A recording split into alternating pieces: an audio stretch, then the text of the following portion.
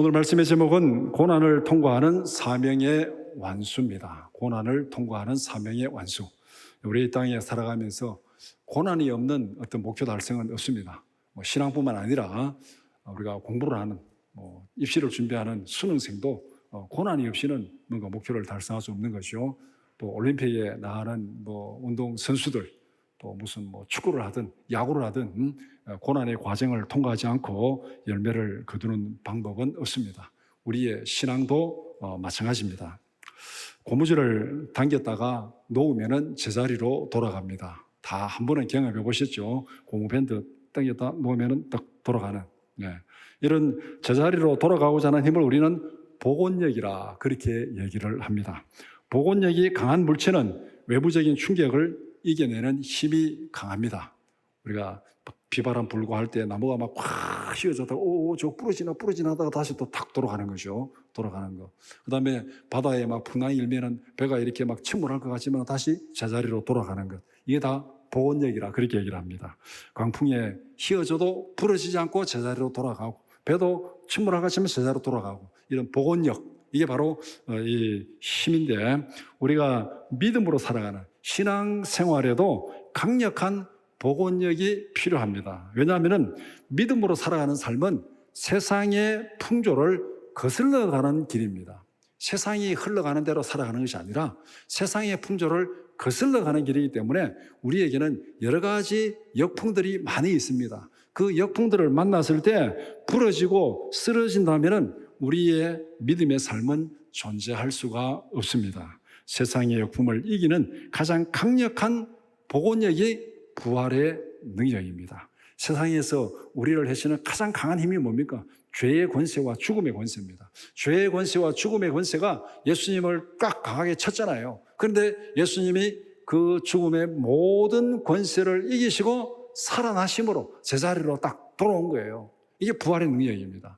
우리가 믿는 복음이 이 부활의 복음이고, 우리가 전하는 복음이 이 부활의 복음입니다. 우리에게는 바로 믿음의 복원력이 뭐냐? 부활의 능력이에요. 부활의 능력. 죽었다 살아나는 부활의 능력. 그 능력이 우리 안에 역사할 때 우리는 세상의 역풍을 이기면서 당당하게 세상을 거슬러 올라가면서 진리의 삶을 살 수가 있습니다. 사도행전 14장 19절에서 28절을 함께 읽었습니다. 본문은 바울과 바나바의 1차 전도 여행이 마무리되는 그런 절정의 장면입니다. 마지막에 이제 다 마무리하고 보고하는 그 장면이 오늘 본문의 말씀입니다. 부활의 능력이 어떻게 바울로 하여금 사명을 완수하게 했는지를 보여줍니다. 동시에 부활의 복음이 어떻게 제자들과 교회를 세워가는지 그것을 생생하게 증거하는 말씀이 오늘 본문에 있는 말씀입니다. 오늘 이 말씀을 세 부분으로 나누어서 함께 살펴보고자 합니다. 첫 번째는 죽음의 위기를 통과한 바울입니다. 안디옥과 이고니온에서 온 유대인들이 루스드라 사람들을 선동했다, 그렇게 말하고 있습니다. 오늘 본문에 보면은 안디옥이 두 번 나옵니다. 옆에 있는 지도 보면은 여기에 안디옥이 하나 있고, 그 다음에 여기에 안디옥이 하나 있습니다. 그래서 본문의 19절의 안디옥은 여기 있는 안디옥입니다. 그리고 26절에 있는 안디옥은 여기 있는 안디옥입니다. 안디옥이 두 개 있다는 거. 그래야 오늘 본문에 혼동이 되지 않습니다. 그래서 편의상 이 지역을 길리기아 땅이라, 그렇게 비시디아 땅이라 얘기합니다. 그래서 이 안디옥을 비시디아 안디옥 그렇게 얘기하고, 그 다음에 이 지역 다소, 바울의 고향인 다소가 있는 이 지역이 길리기아 지역, 이 지역을 수리아 지역이라 그렇게 얘기합니다. 그래서 이쪽 안디옥을 수리아 안디옥. 그래서 오늘 본문은 비시디아 안디옥, 수리아 안디옥, 안디옥이 두 군데 나오고 있습니다. 거짓에 선동된 사람들이 바울을 돌로 쳐서 죽은 줄 알고 성 밖에 버렸다, 그렇게 얘기합니다. 이 일은 어디서 벌어지냐면은 요 루스드라에서 벌어진 일입니다. 루스드라에서 지금 앞에 안디옥과 이고니온에서 온 유대인들이 지금 루스드라에서 복음을 전하니까, 바울이 안디옥에서 복음을 전하고 이고니온에서 복음을 전하고 루스드라까지 복음을 와서 전하니까 이 유대인들이 루스드라까지 따라온 거예요. 바울을 괴롭히고 박해하고 핍박하려고 루스드라에 따라왔습니다. 따라와가지고 여기서 지금 막 사람들을 막 선동하니까 이 루스드라 사람들이 바울을 돌로 쳐가지고 죽은 줄 알고 밖에 버렸습니다. 그러니까 이 루스드라가 어떤 곳이냐면은 오늘 읽은 본문 바로 앞에 보면은 바나바와 바울이 루스드라에 가서 복음을 전하니까 나면서부터 걷지 못한 사람이 일어났어요. 기적이 일어났습니다. 기적이 일어나니까 루스드라 사람들이 와, 신이다. 바울과 바나바는 신이다. 그렇게 해가지고 막 신단에 가가지고 막 신으로 제사를 지내려고 하던 그 성이 루스드라입니다. 그런데 그렇게 기적을 경험하고 바울과 바나바를 신으로 추앙하던 그 사람들이 안디옥과 이고니온에서 온 유대인들의 거짓 선동에 선동되어 가지고 어떻게 했습니까? 바울을 돌로 쳐 죽였습니다. 죽인 거죠. 죽은 줄 알고 버렸으니까 죽인 거예요. 한번 생각을 해보세요. 바로 직전에 막 기적을 보면서 이 막 신이라고 추앙하던 그 사람들이 거짓에 선동돼 가지고 바울을 돌로 쳐 죽이는, 세상에 이런 배신이 어디 있습니까? 이런 배신이 어디 있나요? 이걸 역으로 생각하면 거짓 선동이 얼마나 무서운 건지를 우리는 실감할 수 있습니다. 거짓 선동이 얼마나 무서운 건지. 히틀러 거짓 선동에 의해서 그렇게 했다는 거 다 알고 있잖아요. 거짓 선동에 의해서 유대인들을 대학살시키고 모든 히틀러의 그 폭정과 그 모든 만행은 거짓 선동에 의해서 이루어진 거예요. 공산주의 다 거짓 선동에 의해서 이루어진 거예요. 그 역사를 거슬러 가면은 지금 루스드라에서 거짓 선동에 의해서 직전에 바로 신이라고 추앙하던 바울을 돌로 쳐 죽일 정도로 이렇게 거짓 선동이 무서운 거예요. 오늘 우리 주위에 얼마나 많은 거짓 선동이 있습니까? 제자들이 바울의 시체 주위에 둘러서 있을 때 바울은 일어났다. 본문이 그렇게 말하고 있습니다. 제자들이 바울의 시체 주위에 둘러선 이유가 뭐겠습니까? 오늘 본문에 아무 설명이 없어요. 그냥 둘러서 있는데 거기서 일어났다.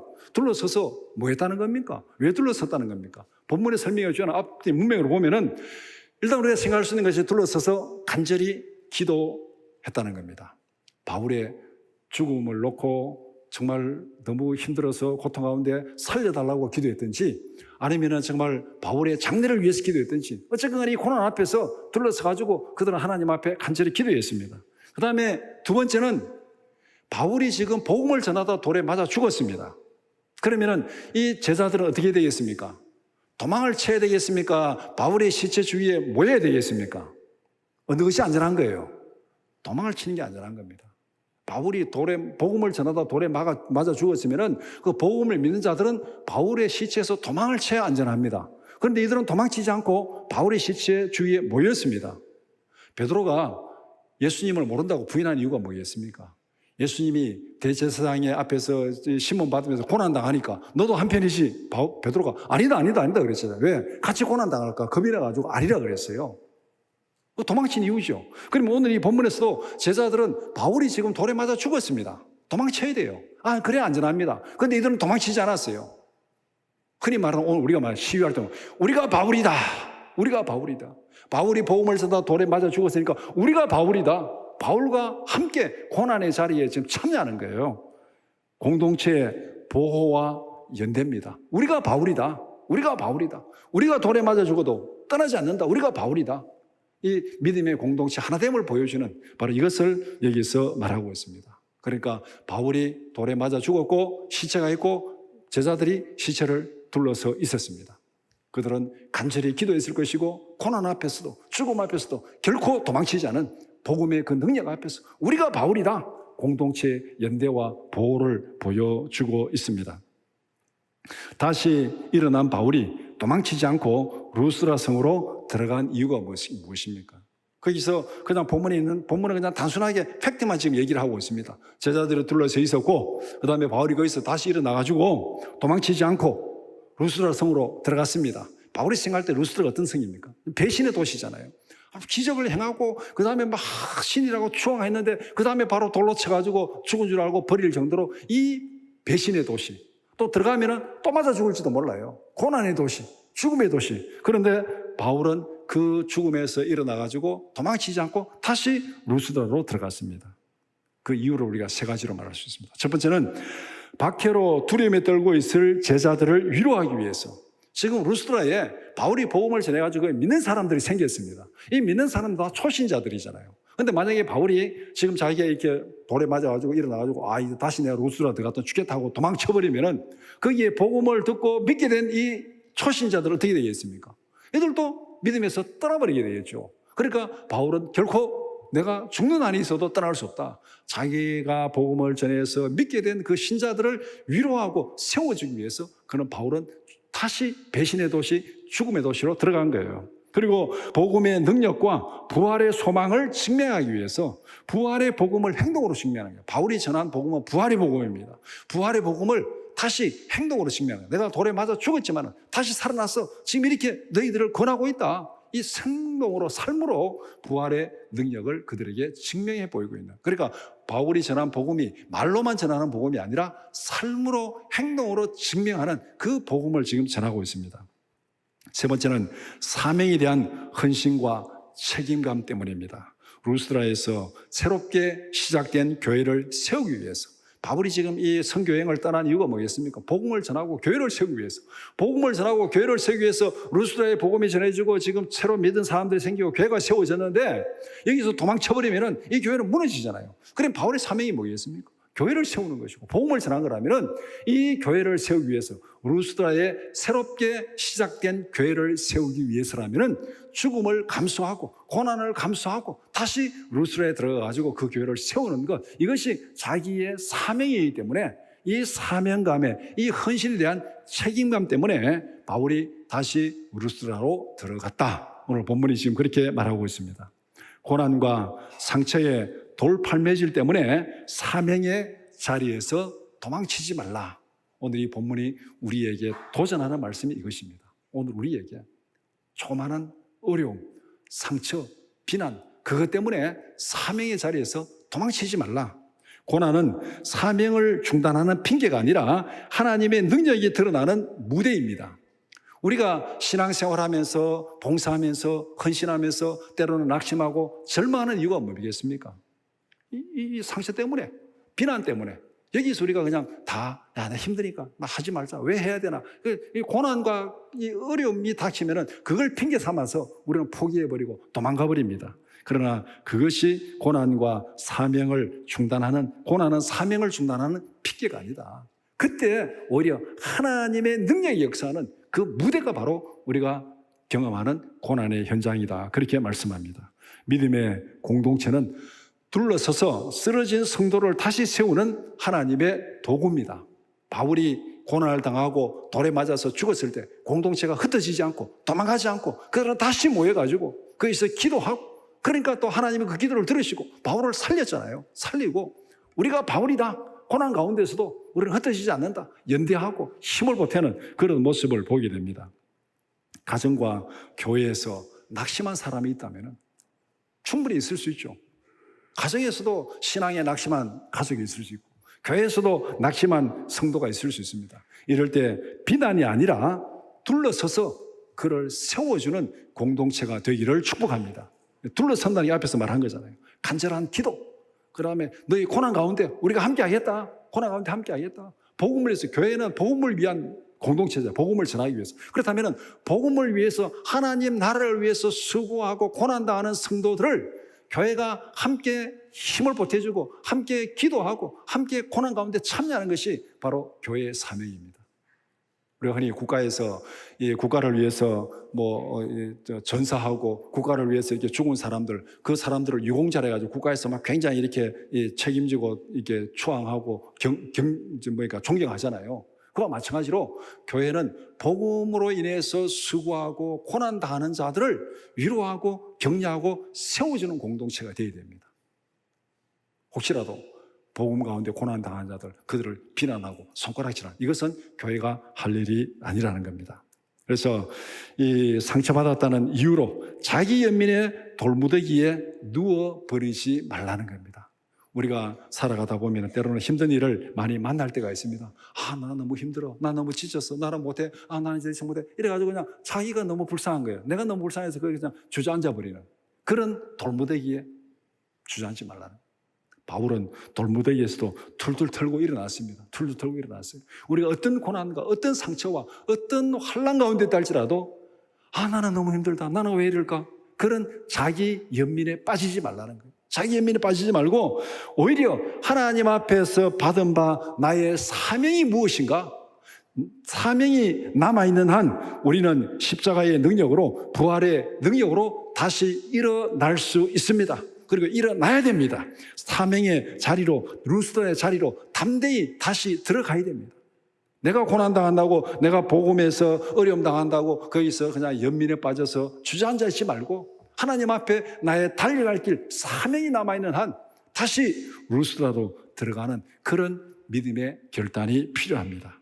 고난과 상처 때문에 주저앉지 말고 부활의 능력으로 다시 일어나는 우리 모두가 되기를 축복합니다. 이것이 성도의 진짜 복원력입니다. 진짜 복원력이 바로 여기 있습니다. 성령의 능력이 바로 여기에 있습니다. 성령의 능력은 무슨 기적을 행하고 막 신비한 것을 보고 그것도 성령의 능력이지만은 우리의 삶 속에 진짜 역사하는 성령의 능력은 고난 가운데서도 죽음 가운데서도 사명을 위해서 다시 일어나고 다시 일어나서 사명의 자리로 다시 돌아가는 그 능력, 그것이 바로 우리에게 역사하는 성령의 능력입니다. 두 번째는 제자들과 교회를 든든히 세우는 것입니다. 더베에서 복음을 전한 두 사도는 루스드라와 안디옥으로 되돌아갔습니다. 여기가 더베입니다. 여기 복음을 전하고 그 다음에 루스드라, 이고니온, 안디옥 이렇게 다시 왔던 길로 되돌아가는 것이죠. 편한 길을 택하지 않고 자기들을 핍박했던 도시로 되돌아갑니다. 얼마나 이 사람들이 지금 이 있는 유대인들이 바울과 바나바를 박해했냐면은 루스드라에서 복음을 전할 때 안디옥 이고니온에 있는 유대인들이 루스드라가 따라와가지고 선동하고 바울을 돌로 쳤잖아요. 그런데 이제 그 도시로 다시 돌아가고 있습니다. 그런데 여기 더베가 여기인데 만약에 이제 안디옥으로 파송해서 돌아가려면 안디옥은 여기입니다. 이렇게 바로 가면 돼요. 바로 가면 되고 더더구나 여기에 다소가 있습니다. 다소는 바울의 고향입니다. 그러니까 여기서 바울이 우리 너무 많이 고생했다. 그냥 고향 한번 들렀다가 바로 안디옥으로 가자. 너무 힘들다. 이렇게 갈 수 있는 편한 길이 있어요. 편한 길이. 편한 길이 있는데 자기들이 고난당한 그 길을 다시 되돌아가는 그 모습을 오늘 이 본문에서 보여주고 있습니다. 제자들에게 하나님 나라에 들어가려면 환난을 겪어야 할 것이라고 권면하고 있습니다. 자기가 고난당한 그 자리로 돌아가서 지금 믿음으로 천국에 가기 위해서 고난을 겪게 될 것이다. 그리고 각 교회에 금식하며 장로들을 세웠다. 그렇게 말씀하고 있습니다. 십자가에 고난이 없는 부활의 영광은 없습니다. 바울은 복음을 받아들인 초신자들에게 값싼 구원을 전하지 않았습니다. 예수 믿으면 다 잘 될 거야. 예수 믿으면 다 형통할 거야. 예수 믿으면 복 받을 거야. 이렇게 말하지 않았습니다. 이거는 복음이 아니에요. 예수 믿으면 다 잘 된다. 예수 믿으면 형통한다. 예수 믿으면 모든 게 다 잘 된다. 고난이 없다. 이거는 성경이 말하는 복음이 아닙니다. 성경이 말하는 복음은 분명히 예수 믿으면 구원 받습니다. 예수 믿으면 죄사함 받고 영원한 생명을 얻습니다. 천국의 영원한 영광을 누리게 됩니다. 그러나 분명한 것은 그 과정에 우리에게 세상에 역풍이 있고 고난이 따를 수 있다는 것입니다. 그 고난을 뚫고 나가는 것, 그 고난을 극복하며 나가는 것, 이것이 바로 믿음의 능력이고 복음이라고 그렇게 말씀하고 있습니다. 오히려 하나님 나라의 백성이 되기 위해서는 고난을 통과해야 된다고 가르치고 있습니다. 우리 이 땅에 살아가면서 고난을 통과하지 않고 되는 일이 뭐가 있습니까? 태어나서부터 죽을 때까지 우리는 수많은 고난을 통과해야 됩니다. 그 고난을 피해가지고는 살 수가 없어요. 다 피해도 결국은 통과해야 됩니다. 통과하며 살아가는 거예요. 그들이 환난 속에서도 흔들리지 않도록 지도자를 세워서 교회의 기초를 다졌습니다. 왜 금식하며 장로들을 세우고 있습니까? 이들은 복음을 전하면서 지나갑니다. 그러면 이 교회는 남아있습니다. 그 남아있는 교회에 역풍이 다가오고 고난이 다가옵니다. 그때 그 교회를 세워주는 기초가 뭐냐? 그 기초를 위해서 장로들을 세우고 거기에 교회를 세워주는 겁니다. 바로 교회가 조직된 것은 이 고난을 이기기 위한 그 공동체를 세우기 위한 그 방법으로 지금 금식하며 장로들을 세웠습니다. 이 모든 과정은 바로 고난 앞에서 교회가 무너지지 않고 고난 앞에서 성도가 쓰러지지 않고 그 가운데 든든히 세워지기 위해서 고난 가운데 성도를 세우고 고난 가운데서 교회를 조직하고 또 고난 가운데서 성도들에게 이 믿음으로 살아가는 데는 고난이 다가온다. 그것을 통과하라. 그렇게 권면하는 그 내용을 여기에서 말씀하고 있습니다. 하나님 나라의 길은 환난을 피하는 길이 아니라 환난을 통과하는 길입니다. 하나님 나라에는 환난을 피하는 것이 아니에요. 우리가 예수 믿는 것은 고난을 피하는 게 아니에요. 고난을 피해서 어떻게 그냥 안전한 길로 가는 것이 예수 믿는 게 아니에요.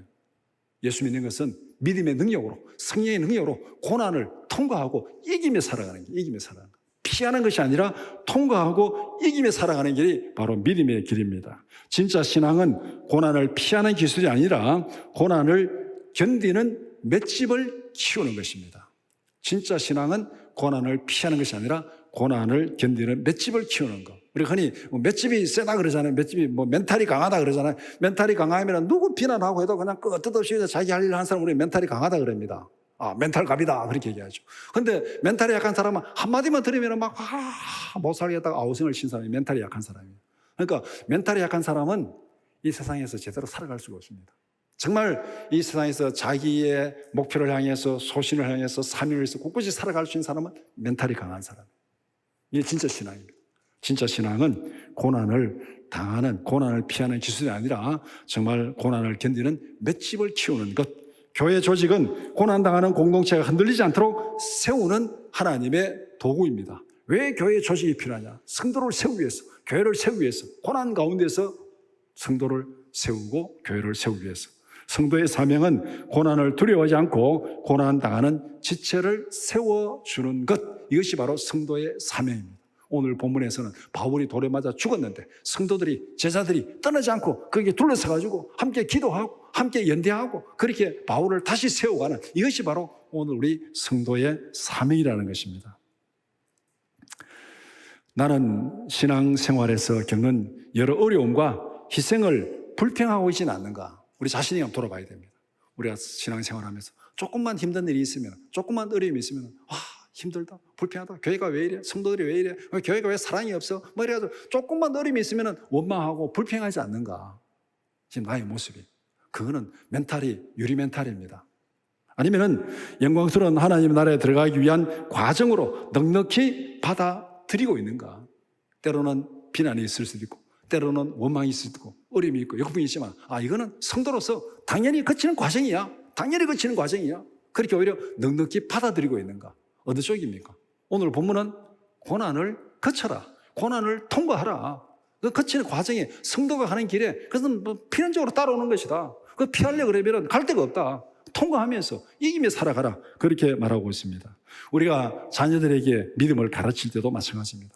어려움을 피하는 신앙이 아니라 어려움을 통과하는 믿음을 가르쳐야 됩니다. 우리 스스로가 어려움을 통과하는 믿음을 가져야 되고 우리 자녀들에게도 신앙을 가질 때 어려움을 통과하는 믿음을 가르쳐야지 어려움을 피하는 믿음을 가르치면은 그럼 조금 있으면 어려움이 힘들면 다 도망을 치고 믿음에서 떨어지는 거예요.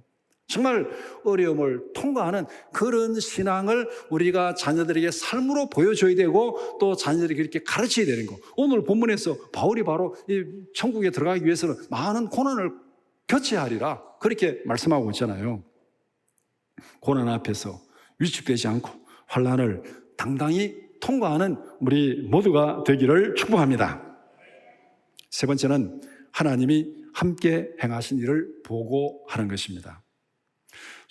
수많은 사선을 넘나든 바울과 바나바의 제1차 전도 여행이 끝났습니다.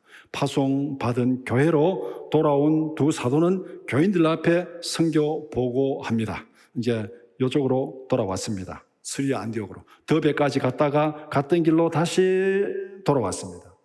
이렇게 돌아와서 보고하는데 이 인간적인 면에서 본다면은 이들이 보고할 때 무슨 보고를 하겠습니까? 와, 우리 얼마나 고난 당했지 않아? 루스트라에서 이런 일을 당했다. 우리가 막 신으로 추앙받고 막 그러다 그놈들이 또 막 거짓에 선동돼가지고 막 돌로 쳐가지고 막 우리가 죽은 줄 알고 막 성 밖에 버려졌는데 거기서 또 우리가 기도하고 살아나가지고 또 고난 가운데서 복음을 전했다. 이런 보고 자기들이 겪었던 고난, 헌신, 영웅담을 말할 수도 있죠. 인간적인 면에서 본다면. 당연히 그 얘기가 나올 수밖에 없습니다. 그러나 그들은 오로지 하나님이 함께 행하신 모든 일만을 보고했다. 그렇게 말합니다. 자기의 고난, 자기의 헌신, 자기의 영담이 아니라 나를 통해서, 우리를 통해서 하나님이 어떻게 역사하셨는지, 하나님이 어떻게 함께 하셨는지 그것만을 보고했다. 그렇게 말씀합니다. 여기서 선교의 진정한 주체는 하나님이심을 철저히 고백하고 있습니다. 선교 보고는 사역자가 행한 일이 아니라 하나님이 행하신 일을 증언하는 것입니다. 교회는 사역의 열매를 함께 나누며 하나님 나라의 확장을 확인하고 참여하는 것입니다. 이 사역자들이 와가지고 하나님이 우리와 함께 하시고 이런 일을 했다. 교회에 보고하면 교회로서는 우리가 파송했는데 이 파송한 자들을 통해서 하나님이 이렇게 역사하셨구나. 그 하나님이 나를 확장을 하긴 하고 그 다음에 우리가 더 기도하고 더 힘을 보태야 되겠구나. 이렇게 하는 거죠. 그러니까 보냄을 받은 자나 보냄을 받은 교회나 이 보고를 통해서 선교 안에서 하나가 되는 거예요. 하나가 되는 거예요.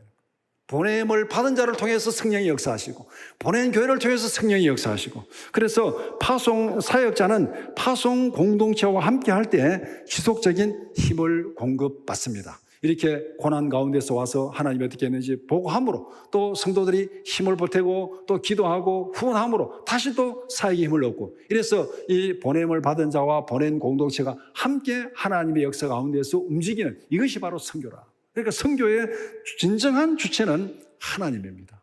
사역자도 아니고 보낸 교회도 아니고 하나님이 그들을 통해서 어떻게 역사하시는지 하나님이 함께 행하신 모든 일을 보고하고 그 하나님이 함께 하신 일을 듣고 그 일을 감사하고 찬양하는 것, 그것이 바로 선교의 마지막 완성이라는 겁니다. 선교의 마지막 완성.